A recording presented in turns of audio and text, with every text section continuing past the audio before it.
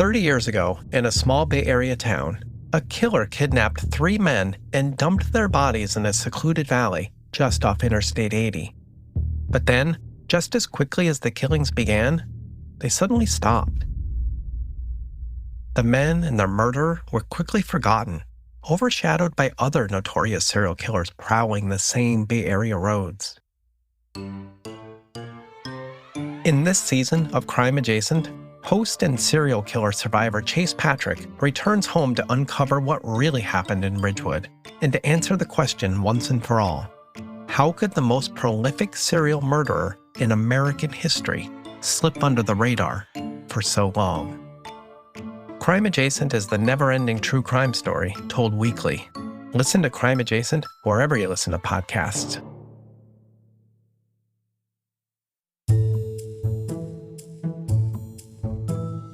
Welcome to So Much Crime, So Little Time, Summer Shorts. I'm Jeff.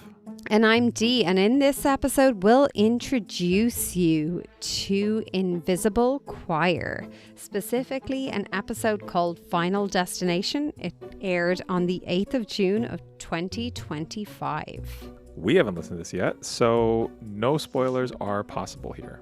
I'm just going to introduce you to the story, and then we are going to take a quick trip in the time machine, get you set up into the era that was 2020 when this crime took place. We'll also provide a link to Invisible Choir in our show notes. In our next episode, we'll discuss the podcast, but right now, let's put on some sun cream, grab a cold beverage, and preview this crime. All right, Dee, what is this crime we're going to be listening to? All right, Jeff. So as I said, the series is called Invisible Choir. The episode is Final Destination. It aired on the 8th of June, 2025. And it is about a crime that took place on August 7th, 2020. What we're looking into here, Jeff, is, and you'll see why I got so intrigued by this. We're talking about a 59-year-old woman, Vickie Edge, whose relatives were getting ready to meet her new fiancé. You'd imagine that they were meeting her new fiancé over dinner, maybe over drinks. But I presume the image that is conjured up in your mind is not in her front garden while he is being arrested for her murder. But that is in fact what this episode is about. For her murder. Mm-hmm. Oh, that took a twist I was not expecting, even though this is a true crime podcast and I should know better. I know. So, that is Final Destination by Invisible Choir, and we will be previewing that on our next episode. Dude, that sounds like a lot. I think in order to get in the right headspace for this, 2020 seems like so long ago. I think we need to head into the time machine. I'm sorry, I just dropped my drink. Did you say you want to go back to 2020, Jeff? I'm regretting it as I'm saying. What happened? But yeah. Alrighty, let's jump in that time machine and figure out. Does anyone remember what happened in 2020? Nothing major, really. We're going back to August 7th, 2020, and this crime also took place in Milton, Florida, which can I just say before we do this that I have both never been to, never run a marathon in, never earned a degree at, never heard of Milton, Florida. Is it the Gators? Are you afraid of them? I was born in Florida, but this is like Panhandle, Florida. I don't have much. I have a movie. Okay. Funny enough, from March 22nd, 2020 to August 16th, 2020. Most box office reporting was suspended due to COVID-19 following the closure of theaters. Yeah. So although the crime happened on August 7th, we are going to look at a movie that came out on August 23rd because it was the first movie in American theaters that was like widely released since March. I remember that. Do you? I don't remember what movie it is. can you remember anything about it? Can you summon up anything about it? I mean, there's some things I remember from that time. Like, I remember that like Tom Cruise wanted to put out the new Top Gun movie, but he held on to it until it could get a wide release. That didn't come out in 2020. I don't think that came out much later. Because my kids were also at a peak family movie going age at this time. So this was crippling to us. We actually, as a fun anecdote, we had a projector at the time, and we would project movies onto the wall, make a bunch of we went through a significant amount of popcorn and butter and salt in that year. And we kept a list on the back of our door of all the movies we were watching. And it was like the pandemic movie marathon. And we'd watch a movie pretty much every Friday, Saturday, and sometimes Sunday night. And my kids were of an age where we were getting into like the PG-13 movies, like the Raiders of the Lost Ark, we did all the Marvel movies, Star Wars movies. We did a lot of the action movies that like Jurassic Park, that kind of stuff. And it ended up being 2 columns, single spaced, like 4 pages down the door of just like all the movies we watched because we couldn't go to the theater. That doesn't help me tell you what movie was in the theater then. I don't know, but I want to tell that story. I appreciated that story. It was very cute. Okay. It was an action thriller. Action thriller. I will tell you that. Mm-hmm. I could guess this if you give me a couple clues. Okay. I will read you the one sentence about it on IMDb and see if you get it. After a confrontation with an unstable man at an intersection, a woman becomes the target of his rage. No, that's not ringing a bell. I don't think I saw this movie. Did I see this movie? I don't know what this is. I wasn't even in this country by then. Didn't even know you. I don't know if you saw it. I don't know. It wasn't a PG-13 movie. Was it R? R. Okay. We're unsure about that. Okay. I'm going to tell you the movie and then I'm going to read you some reviews. The movie has Russell Crowe in it and it's called Unhinged. Oh, that's the name of the movie? Yeah. Which kind of feels like, as movies go, for the very first movie to be released after that like break from the pandemic, it feels like, yeah, I'm sure a lot of people felt pretty unhinged after all of that. No? Yeah, for sure. Or like Russell Crowe on an average day. Yeah. Okay. What I did want to ask is like, would you like me to read some top rated reviews or some like of the worst rated reviews? Like, where do you want me to start? Because like, definitely worst. Okay. I'm happy you said that. Let's do this.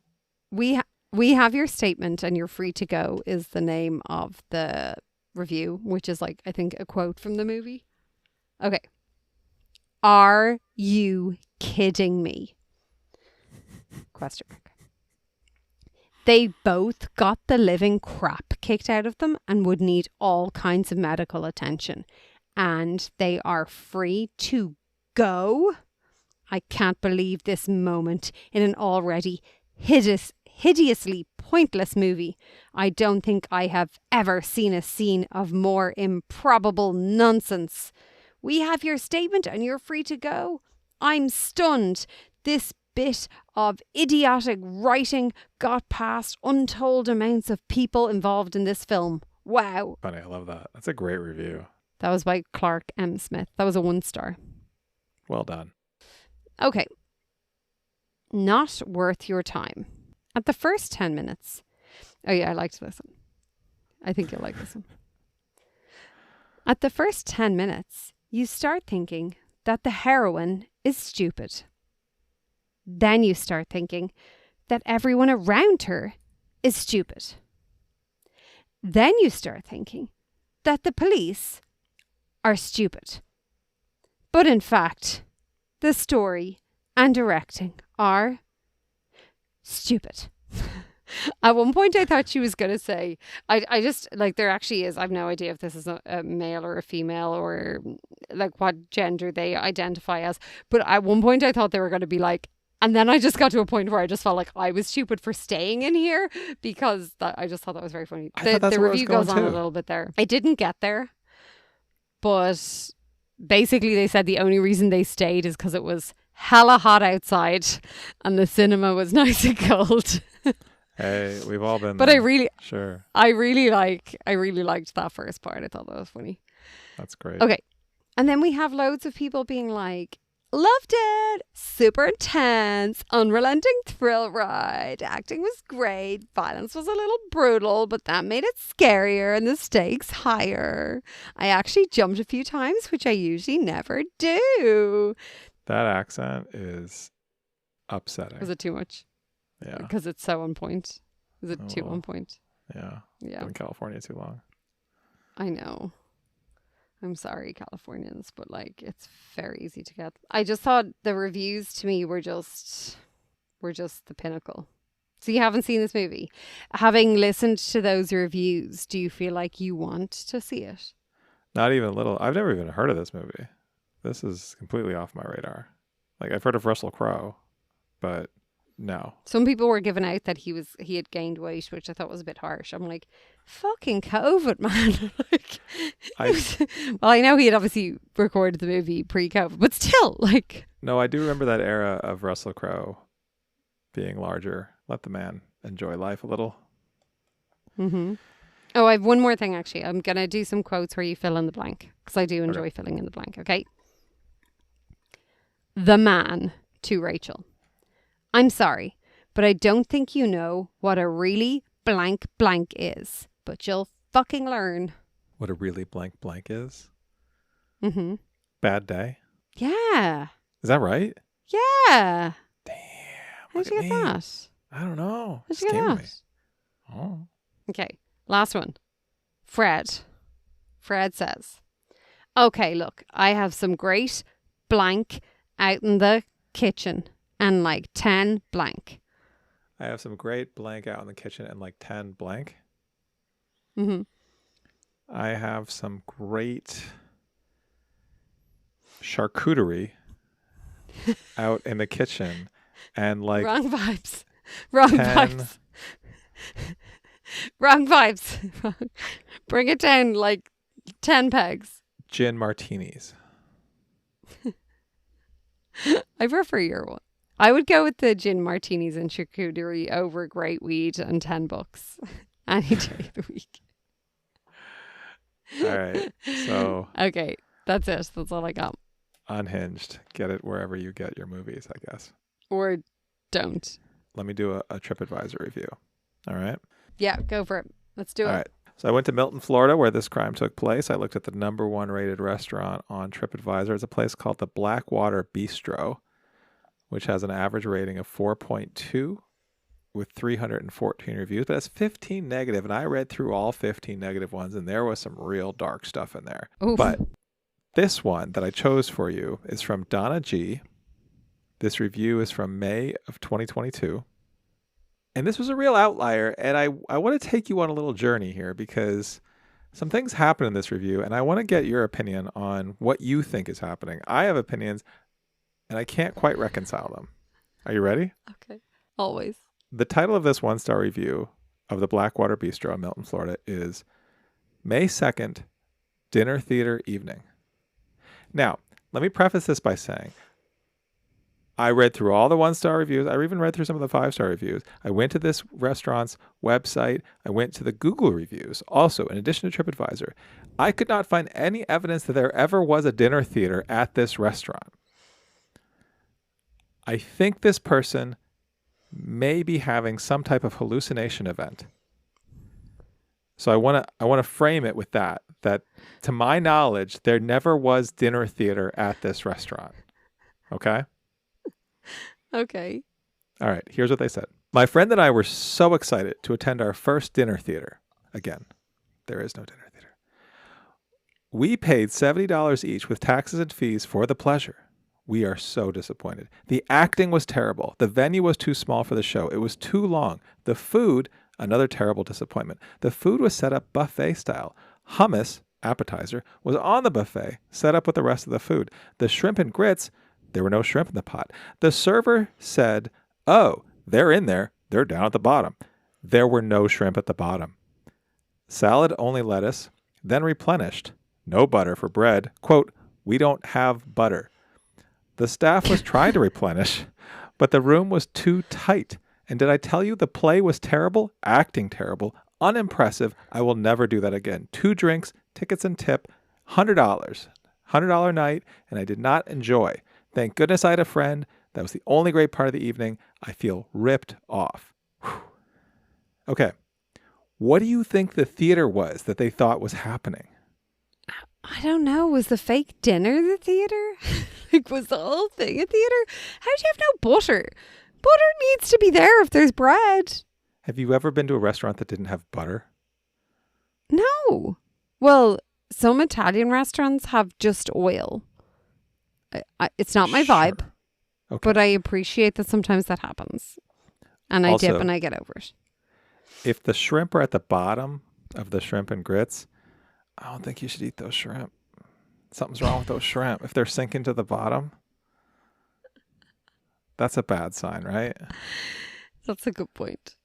And salad only lettuce? That's not a salad. That's just lettuce. Not a salad. I think, this is my opinion. You tell me if you think I'm way off here. I think they thought someone at a different table at this restaurant was performing a play. That's why they think it was so bad. Next time you go to a restaurant, just imagine that the table next to you. What are they eating? It's What are they part of the eating? performance. It's part of the play. Are they eating like the dinner off someone else's table? Maybe. Why are they paying £100 for like lettuce?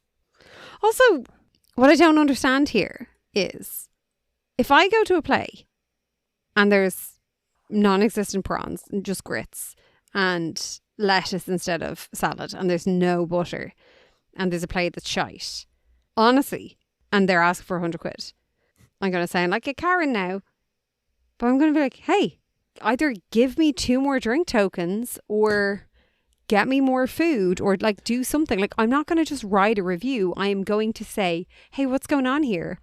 Is this just a bad night? Has your chef called in sick? Like, presumably there is a reason for this. And if there's no reason, compensate me for this. And if you're not going to compensate me for this, I will add that to my review. Excellent point. Who are these people that just like give out?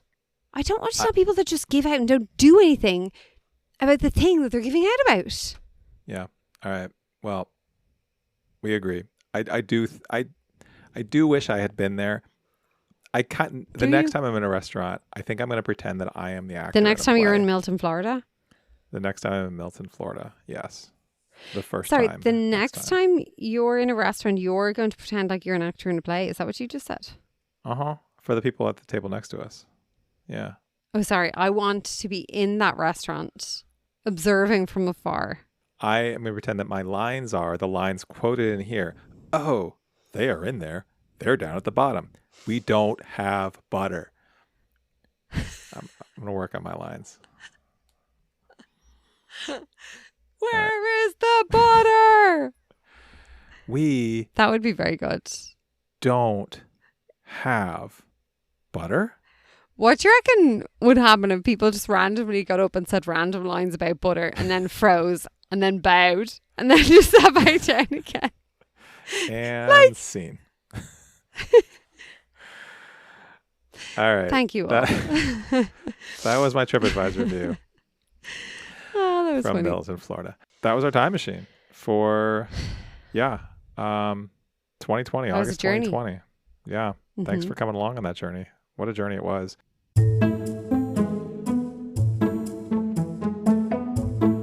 If you wish you could spend more time back in 2020, go over to patreon.com/. But just the fun parts. Just the fun parts. We only do the fun parts here.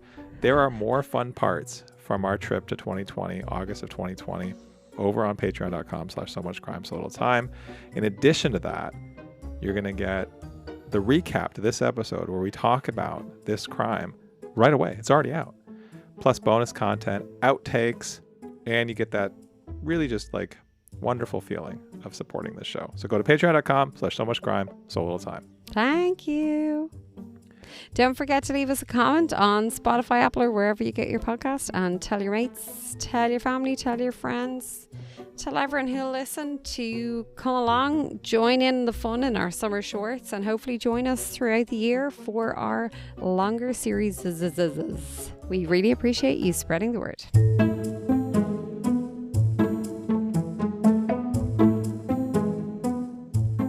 Next time, we'll have listened to Invisible Choir. We'll discuss the crime, the show, and all of our feelings. Not all of our feelings, just the feelings. All of the feelings and the vibes related to the podcast and the crime and the show. That's on the next So Much Crime. So Little Time. So Much Crime, So Little Time is a production of MimeGov Media. The executive producer is Paxton Calariso. Our associate producer is Blythe Ty. Theme music was composed by Vyacheslav Starostin. If you haven't done it yet, please subscribe to this show in your podcast app. Don't forget to give us a 5-star rating and a review. Even better, tell your friends. To join the discussion, look for us on social media. Check out the show notes for all the links. Thanks for listening.